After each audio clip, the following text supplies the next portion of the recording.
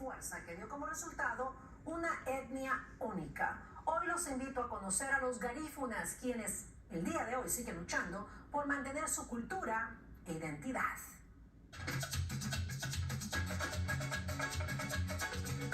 Los garífunas están en todas partes.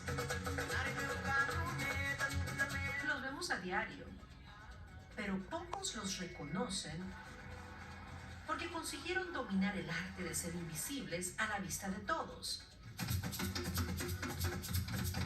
Llevan en la sangre su danza, cultura, tradición, lengua y un profundo orgullo por ser descendientes de reyes. Quiero que todos sepan que son de la realeza. A mí me da mucho orgullo, mucha felicidad saber de que vengo de una cultura fuerte, que pelean por sus derechos y todavía continuamos peleando. Somos gente fuerte, que nunca fuimos esclavizados. Cynthia Lewis dirige el Museo Garífuna de Los Ángeles, Gamola, y junto a ella decenas de voluntarios como Suyapa se dedican a revivir la cultura garífuna mediante la educación. ¿Eres latina? ¿Eres afrolatina? ¿Qué eres? Muchos pensaron que el tiempo se adueñaría de su historia. Y cuando yo le explicaba, yo soy garífuna, nadie sabía exactamente qué significa ser garífuna. Y para responder a esa pregunta, retrocedamos. Vamos a los años 1310 y 1311. Así es, antes de que Colón descubriera América, ya que la antigua historia oral del pueblo garífuna afirma que el rey Mansa Abubakari II, con barcos llenos de hombres y provisiones, llegó a las costas de San Vicente en el Caribe. Vinieron los exploradores africanos y formaron una unión con las mujeres indígenas, las Arawak, y así, con esta mezcla, dio origen al pueblo garífuna. Cheryl Morales es la fundadora de Garífuna American Heritage Foundation. Y la encontramos en UCLA enseñándole a los estudiantes sobre los garífunas y su historia. Traigo mi espíritu, traigo mi corazón, traigo un poquito de mis antepasados cada vez que hago esta presentación.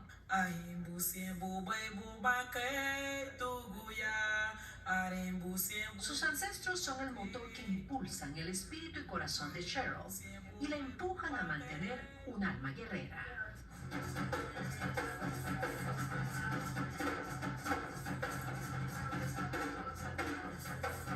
El guanábana se baila cada 1 de enero y 25 de diciembre, celebrando la no esclavitud. Con este baile y atuendo nace la tradición del hombre guanábara. El enemigo no atacaba a las mujeres, solo atacaba a los hombres.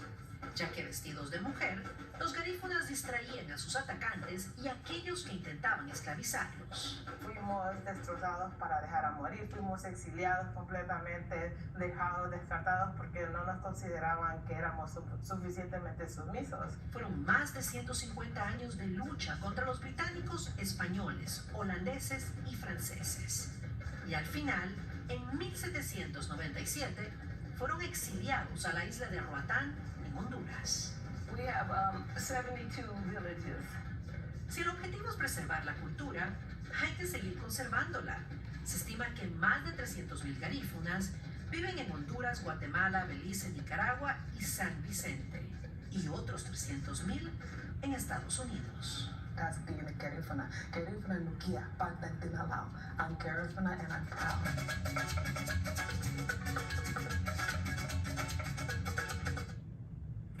Ahí lo tienen, y si de esos 300,000 que viven en Estados Unidos son 100,000 aquí en Los Ángeles. Para darnos una idea, la ciudad de Burbank tiene 105,000 pobladores, así que como la ciudad de Burbank es lo que está aquí. Interesante que muchos no conocemos de la historia, pero como ellos dicen que nunca fueron esclavizados también, y la danza, la cultura, todo lo que han traído también aquí a los Estados Unidos y pues a diferentes partes del mundo, como la punta que todos conocemos. Y ahorita que mencionas la punta y la danza, mañana vamos a conocer lo que significa cada una de estas danzas y le vamos a presentar las raíces originales de sopa de caracol. Oh, me encanta eso. La punta es buen ejercicio, ¿ah?